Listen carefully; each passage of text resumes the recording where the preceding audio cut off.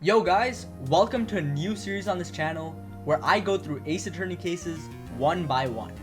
Basically, I'm going to be playing through every case in the series and I'm going to then review them and give them a score out of 10. It's been a really long time since I played the original trilogy and I barely remember the cases, so I think it'll be a fun time revisiting them. Obviously, I'll know some of the big twists as I play through each case, so some of that shock value is going to go away. But I honestly can't remember any of the details behind the mysteries apart from huge twists, so it's gonna be fun revisiting these. Now, when I do review a case, I might mention later cases in the same game. So for example, in this review for the first Turnabout, I might mention something from Turnabout Goodbyes, which is episode 4 in the same game. So I recommend that you play the entire game before watching any of the reviews. As for later games, don't worry about those.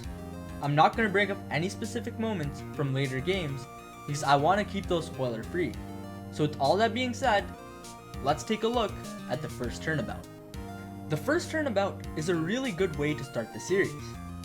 The case works because it's part of the very first game. This is the game that most people start with, and it's a good way to introduce players to what Ace Attorney is.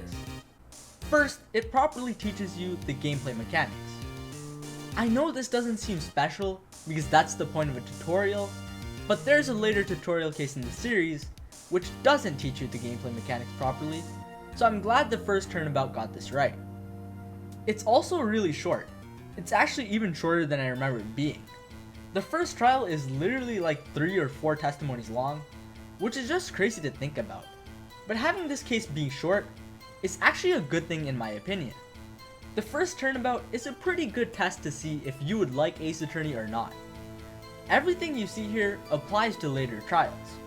The witnesses breaking down, the puns, the excellent comedy, and the final piece of evidence you present to make the defendant feel better, and you also got the music changes.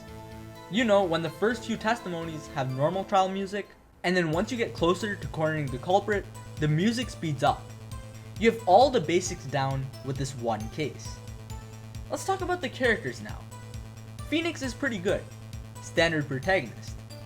I'm actually surprised to see how smart he is here. Outside of the tutorial section where he's clueless, he's very competent. I thought since he was a rookie, they would just make him a lot more clueless in the first trial, but he was fine. Mia and Larry are also pretty good, they have some funny moments, and there's a lot of things being set up with these characters. They already bring up how Larry was the reason Phoenix became a lawyer, and the case does a really good job at showing how close they are. You got Larry calling Phoenix Nick, which is Phoenix's nickname, and he's glad that Phoenix ended up being the one to defend him. They also do a good job of establishing that Phoenix and Mia are close, because Phoenix calls Mia by her name more than once. The reason why that's important is because he usually calls her Chief, and when he does call her Mia, he corrects himself. Another thing showing that they're close is that they have the end of the court case celebration where they get drinks to celebrate the win. So yeah, the characters are done pretty well. They hint at Mia's death in the end, which was a really good way to conclude the episode. The music goes silent after those foreboding words, and it just makes you want to keep playing. Another person we have to talk about is the judge. In his debut, the judge has no comical moments. He's taking the case pretty seriously, and I honestly like that. There's nothing absolutely ridiculous happening to reveal the comical side of the judge, so it's like the more you get to know him, the more you will see that side of him. Finally, I want to look at the actual court system of the series.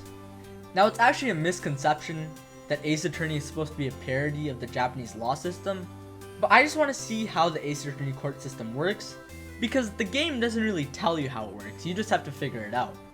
We can definitely see how you need a lot of proof to convict a witness of the murder. Frank Sawit was about to escape if we weren't able to prove that the Thinker was running 9 hours fast on the day of the murder, despite the fact that he was clearly losing his temper and knew that the Thinker was the clock and not just a statue. What's also interesting is that Sawit could just pretend he was a newspaper salesman. The court didn't check for his occupation, so any witness can just make up an occupation title.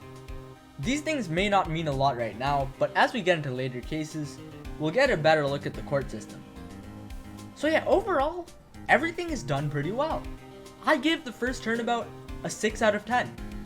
There's honestly nothing wrong with the case itself. It's actually a great introduction. I just know there's gonna be better episodes coming up, and this is just a small tutorial. That's why I gave it such a low score, because it's 30 minutes, so you're not doing much. Now I do have to clarify what that number means. For some people, a 6 out of 10 can mean above average. For others, they might associate that number with a school grade. A 60% doesn't look good on a test, so some people might think a 6 out of 10 is really bad. Well, I'll give a breakdown on my ranking system. A score of 1 to 4 is really bad. These are going to be the episodes that I find to be extremely boring or just filled with plot holes and oddities. Do not expect many cases to end up in this range of numbers. Then we got a 5, which is just meh. It's kinda bad, but not horrible. That's a part of the reason why I gave First Turnabout a 6. The First Turnabout is like the lowest 6 possible. It basically separates the bad from the good. If I rate something lower than the First Turnabout, then I'm basically saying I enjoyed the small tutorial case more than a full case with a lot of depth. A 6 out of 10 is decent. I like it, but that's about it. A 7 out of 10 is really good. This is probably where most cases will go. A 7 means I had a lot of fun, but there's still a lot of room for improvement. An 8 out of 10 is where expectations are exceeded. You'll probably see some of the final cases here, but also some of those excellent non-final cases as well. These last two are where I'm going to be really strict. I'm not going to give a 9 out of 10 so easily. It's hard to describe what a 9 is in words, but it has to be really amazing. And then a 10 is just perfection. Don't expect many 10s at all. I'm gonna say it right now, expect maybe 1 10 in the entire franchise. Maybe even none, it's possible. But it depends on how good these episodes are. But yeah, I hope that gives you guys something to look forward to. We're basically gonna be putting up every case in the series in a tier list, so it'll be fun to see if your favorite makes it up high. So yeah, next time, we're gonna get into the actual meat of the story with Turnabout Sisters. So, see you guys then.